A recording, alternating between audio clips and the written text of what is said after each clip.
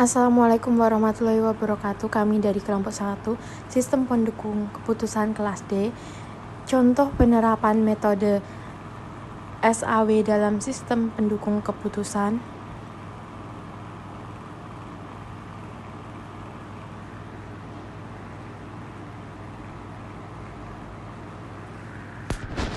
Anggota kelompok Muhammad Ilham 2017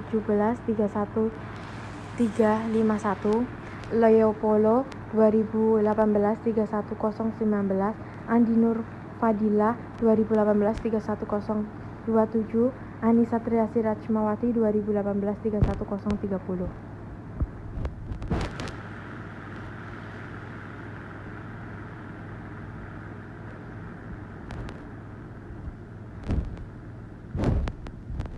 Pengertian.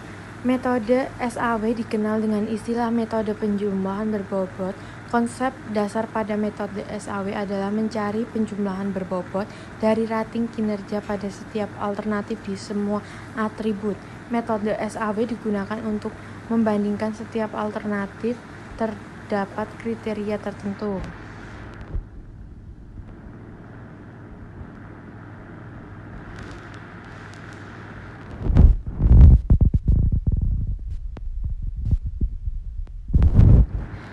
Contoh soal.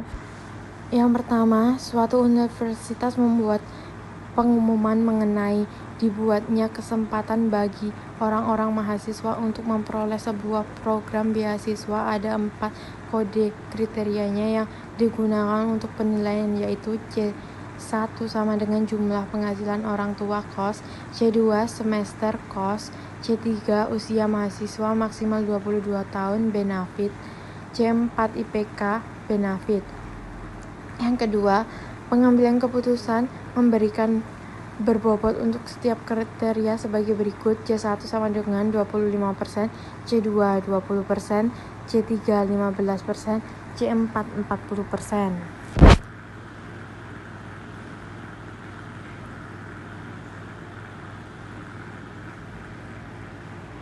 Nilai kriteria data KRIPS dari masing-masing penilaian adalah sebagai berikut. Ini dia tabelnya, bisa dilihat.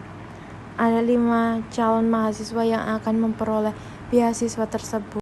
Selanjutnya saya akan menjelaskan cara mengubah nilai kriteria pada tabel data alternatif sesuai nilai pada data CHIPS sehingga diperoleh data seperti tabel di bawah ini. Contohnya tuh kayak nama alternatif C1, C2, C3, C4, Aldi A1 140, 180, Bobby A2 60, 60, 60, 60, Ciko A3 80, 60, 60, 80, Dani A4 20, 60, 80, 60, Elsa A5 80, 120, 100. Terus tahap normalisasi. Nah, tahap normalisasi ini dia situ menjelaskan tentang rumus-rumusnya seperti contoh di atas. Terus untuk atribut kriteria benefit, setiap elemen dibagi dengan nilai maksimum, sedangkan cost nilai minimum dibagi dengan setiap elemen. Jadi, misal untuk kriteria C1 atribut kriterianya cost, semakin kecil nilainya semakin bagus. Maka kita cari minimal dari data C1. Contoh 100, 60, 80, 20, 80 sama dengan 20, sehingga A1 sama dengan 20 per 100 sama dengan 0,2, A2 sama dengan 20 per 60 sama dengan 0,33, A3 sama dengan 20 per 80 sama dengan 0,25, A4 20 per 20 sama dengan 1, A5 sama dengan 20 per 80 sama dengan 0,25. Dan misal untuk kriteria C3 atribut kriterianya benefit, semakin besar nilainya semakin bagus. Maka kita cari maksimal dari data C3. Contoh 100, 60, 60, 80, 20 sama dengan 100. Sehingga A1 sama dengan 10 per 10 sama dengan 1. A2 60 per 10 sama dengan 0,6. A3 60 per 100 sama dengan 0,6. A4 80/100 sama dengan 0,8. A5 20/100 sama dengan 0,2. Begitu pula dengan C2 dan C4 adalah sebagai berikut. Ini contoh nama atau alternatifnya. Terus tahap perangkaian. Pada tahap perangkaian kita mengalihkan bobot dari setiap kriteria. Contoh, C1 sama dengan 25%, C2 20%, C3 15%, dan C4 40%. Dengan setiap baris elemen nilai normalisasi. Contoh untuk alternatif A1.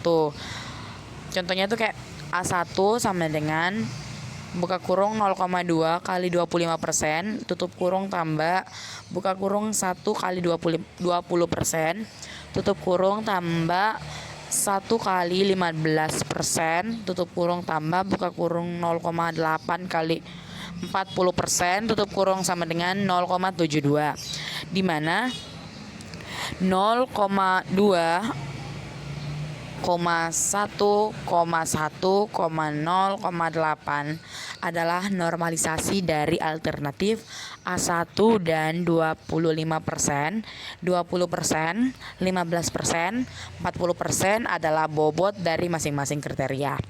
Sehingga jika dilakukan hal yang sama untuk alternatif yang lain, hasilnya akan sebagai berikut. Ini contoh tabelnya. Dari hasil perangkaian dapat dilihat alternatif A4 mendapat nilai terbesar, yaitu 0,743333. Selanjutnya diikuti dengan A1, A3, A5, dan A2. Maka urutan mahasiswa yang mendapat